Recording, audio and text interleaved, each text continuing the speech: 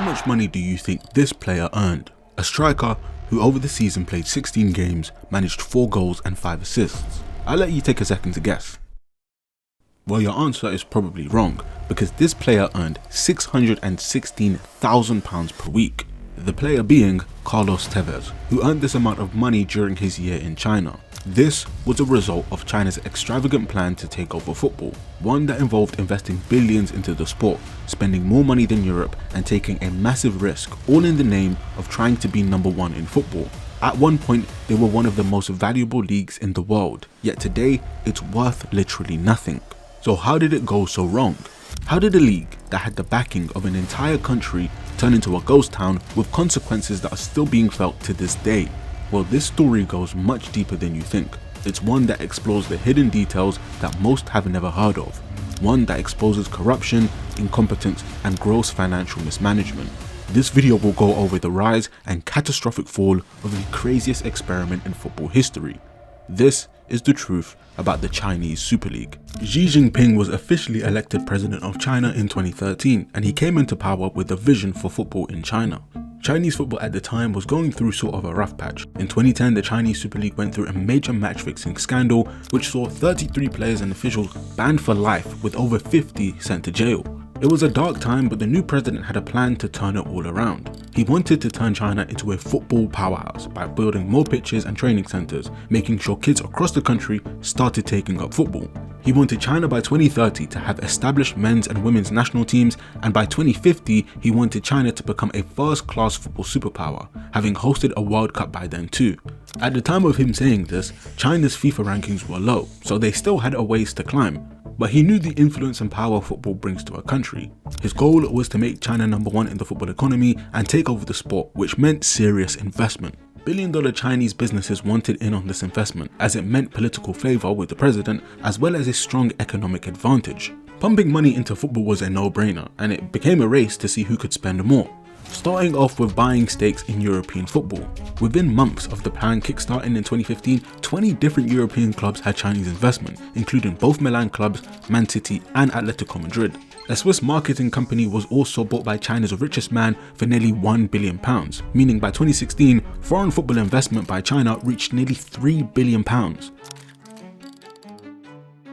But the spending didn't stop there. Their main focus was building their domestic league to be the best in Asia, then eventually the world. The way they planned on doing that was investing heavily in foreign talent to poach as many superstars as they could. From late 2015 to early 2017, those 14 months were dedicated to signing as many players as possible for as much money as possible. They spent nearly £1 billion signing the likes of Alex Teixeira, Oscar, Hulk, Tevez, Jackson Martinez, Pato, and many, many more. Literally anyone who was willing to join, they were willing to sign. It wasn't just players they were poaching. High-profile managers were making the jump too. Pellegrini, Marcelo Lippi, Scolari, Capello. One by one, serious names began arriving in China. These were proven winners, global names, and managers with elite pedigrees, the kind that made the football world stop and look. They were putting the pressure on European leagues, even outspending them in the 2017 winter window, which definitely put Europe on high alert. China meant business, and they were coming for football one way or another. But signing big names wasn't what truly stunned the football world. It was what came next. For players from Europe and South America to move to the other side of the world, where the football is close to semi-pro level, the culture and language is completely different, and you're far from what you're used to, it was going to take these guys a lot of convincing to make that big sacrifice. Well, there's one language that everyone speaks, and China were fluent in it: money. To convince them to join, they were paying these guys an unholy amount of money. Ezekiel Lavezzi signed a deal with Hebei China Fortune for 2 years for $56.7 million. Also receiving 2 rent-free houses, 2 limousines, a chauffeur, a cook, and an interpreter. This made him top 3 highest paid footballers on the planet. Lavezzi wasn't a scrub by any means, but for him to be paid the same level as Messi and Ronaldo, it wasn't just him. Tevez, Oscar, Hulk, Witzel, Paulinho, all of these guys were getting double, nearly triple what they were getting before. Someone like Asamoah Gyan, whose career was on the decline, signed a deal for £250,000 a week. These guys were now the best paid footballers on the planet. For reference, in 2016, Jackson Martinez was being paid more than 2-time Champions League winner Toni Kroos. Managers were also getting ridiculous pay rises to join, with Cannavaro, who had no manager experience at the time, being paid over £200,000 a week to coach in China. They were blowing through money like it was nothing.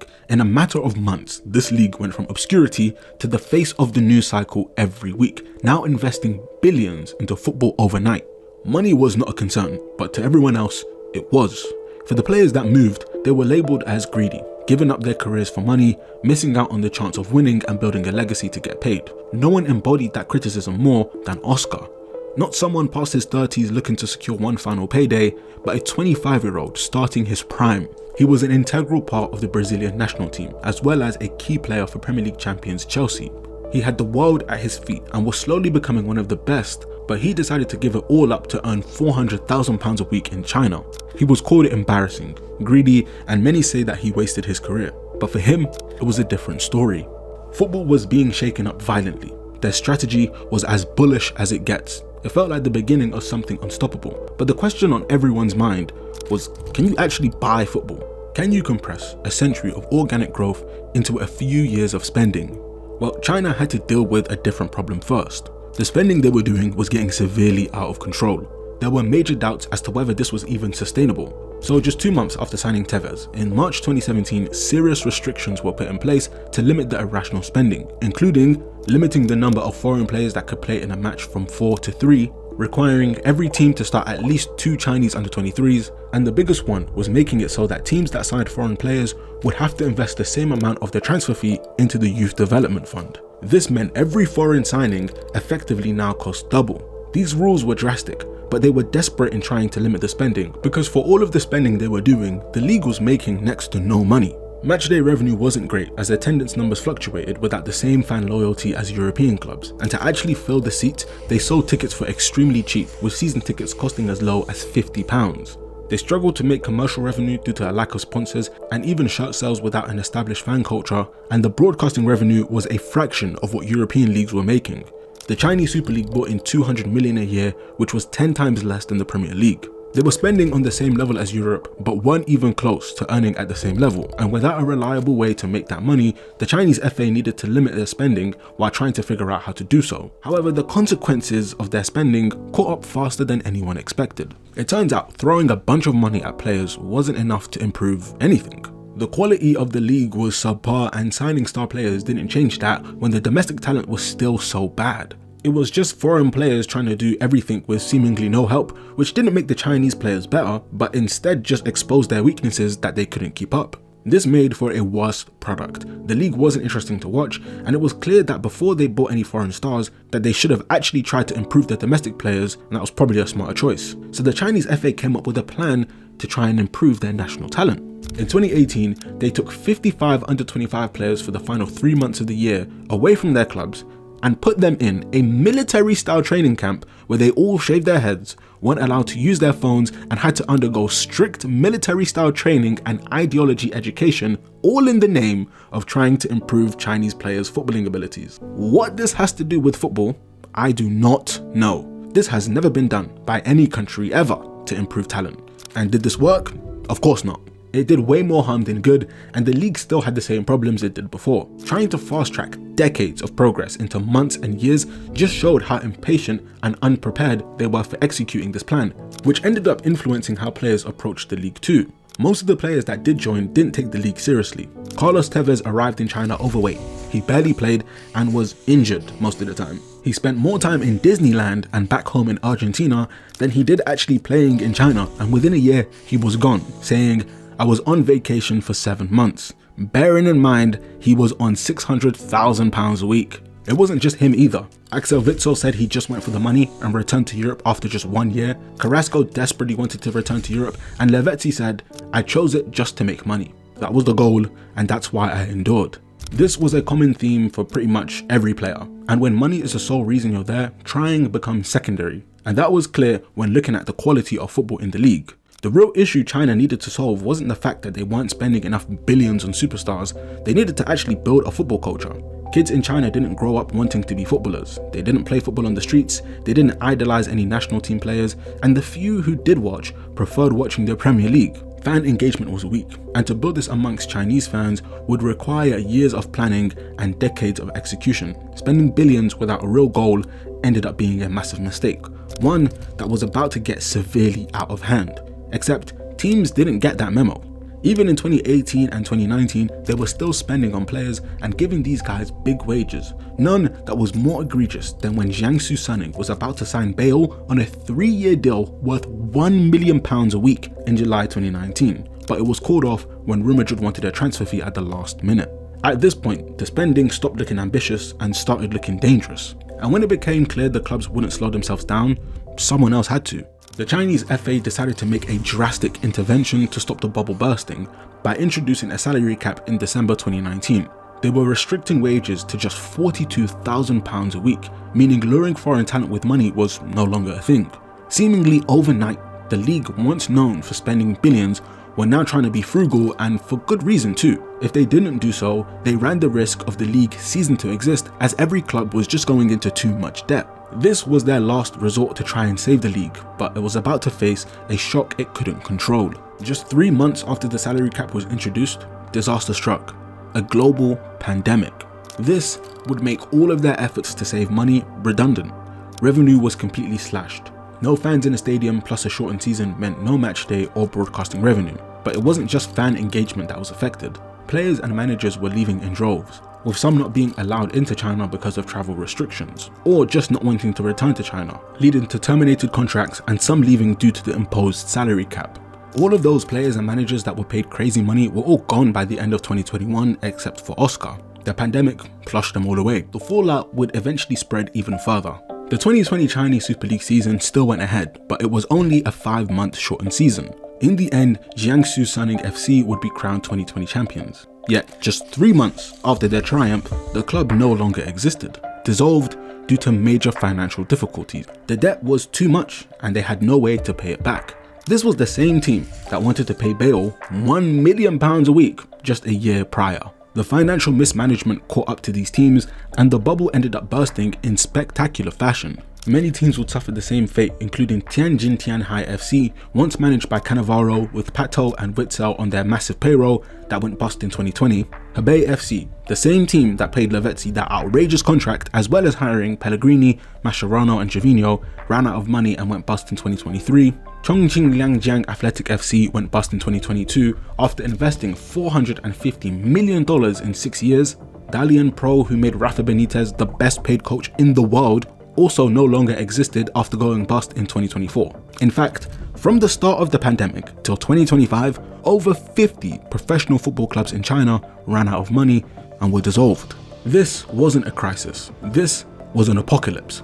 Teams left and right were disappearing, most of which were teams that handed out these outrageous contracts to foreign stars. Yet the actual root of this problem wasn't the money given out to footballers, but rather a much deeper and problematic cause. Real estate companies made up for more than half of the top tier clubs in China, and pre-pandemic, the real estate economy was booming. Some of these companies were worth multiple billions of dollars, so investing $200-300 million into football wasn't a massive issue, even if it wasn't the right play. Unfortunately, that booming real estate economy saw a catastrophic collapse, which is best captured with the story of the Evergrande Group. They owned Guangzhou Evergrande FC, a team with some big name managers and big name players. They were the most successful team in Chinese Super League history, winning the league 8 times and even winning the Asian Champions League twice. They wanted to expand their success by building a 1.4 billion, 100,000 seater stadium. They were the face of Chinese football, for good and bad, because in 2021, it was revealed that the Evergrande Group had a debt of $300 billion.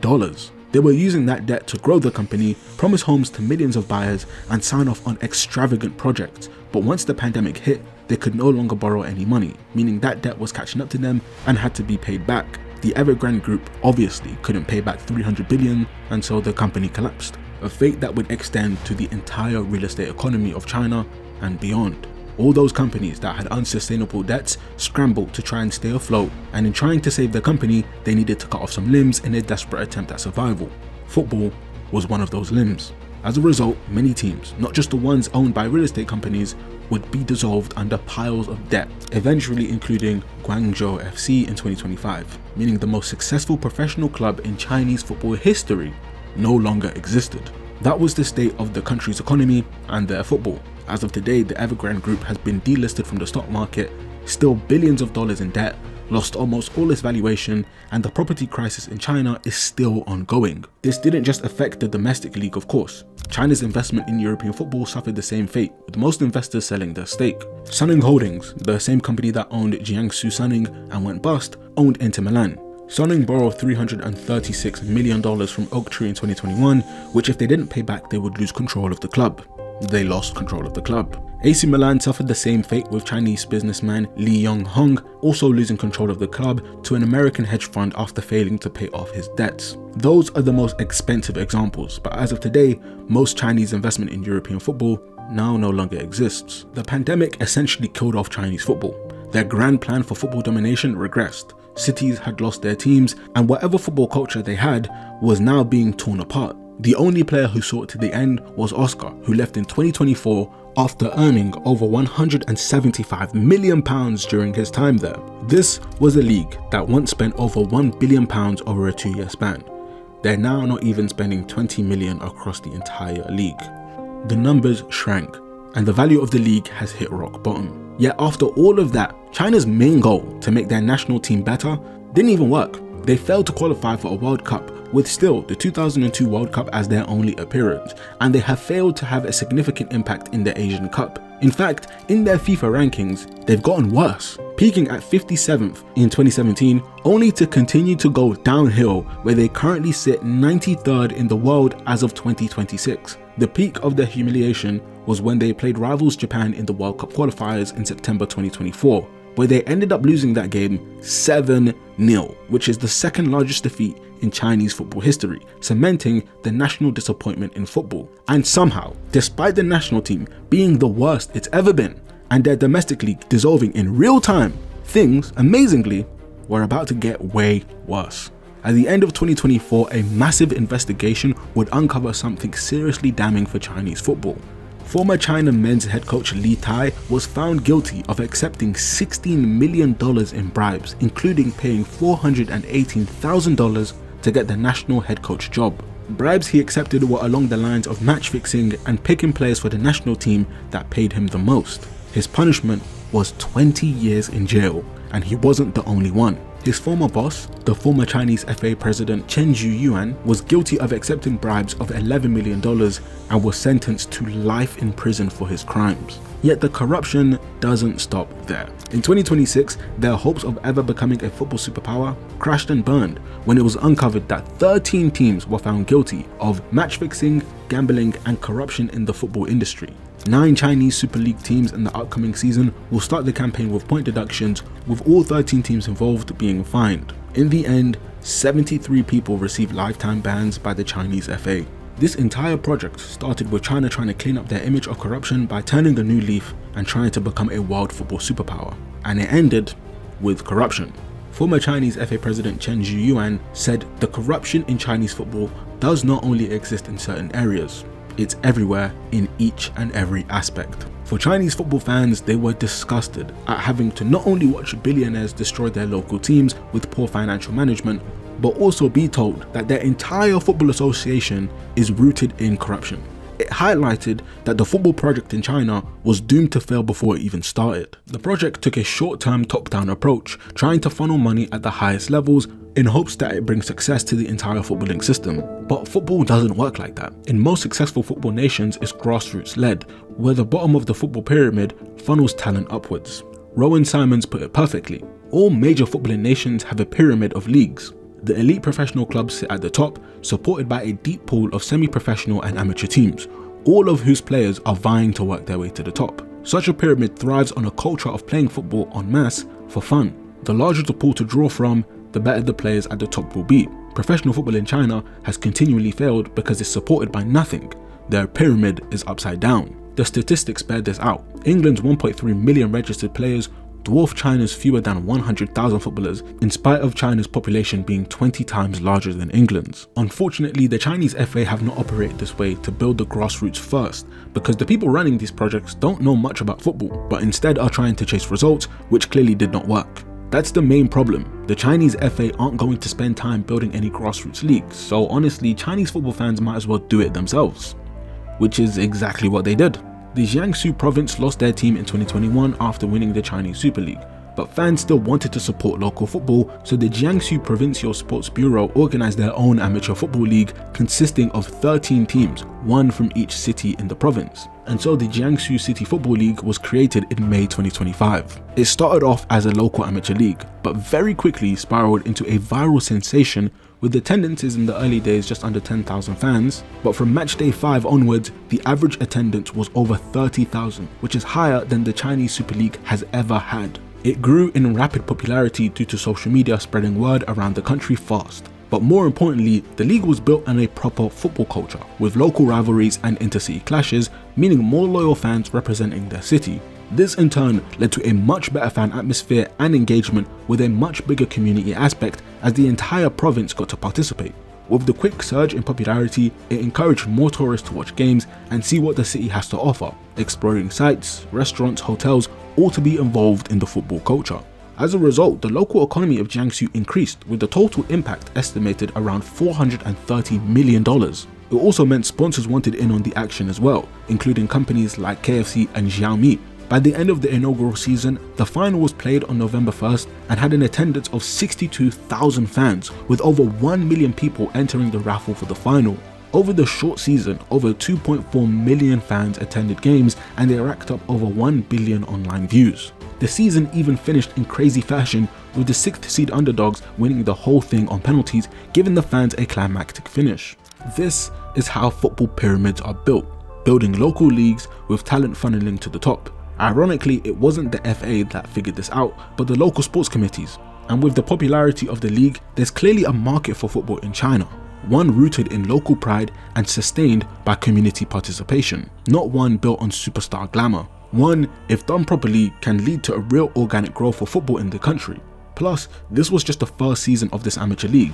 The second season kicks off in April 2026, and with the Chinese Super League stained by corruption, the Jiangsu League might be the most popular league in China. It has already changed the country's football landscape so much, widening the base of the football pyramid and giving a blueprint for other provinces to do something similar, to expand the football pyramid across the entire country. The league has also encouraged young fans of the game to start playing more football. Ones that previously didn't watch the sport are now getting more involved. Amazingly, their national team might be on the rise too, after their under-23s reached the Asian Cup final for the first time ever in January 2026, having never made it past the group stage. They ended up losing in the final, but one of their standout players, Jinping, ended up earning himself a move to Wolves in the process, showing that through patience, they might actually build success. The Chinese Super League tried to buy culture, but instead, it learned the hard way that you can't.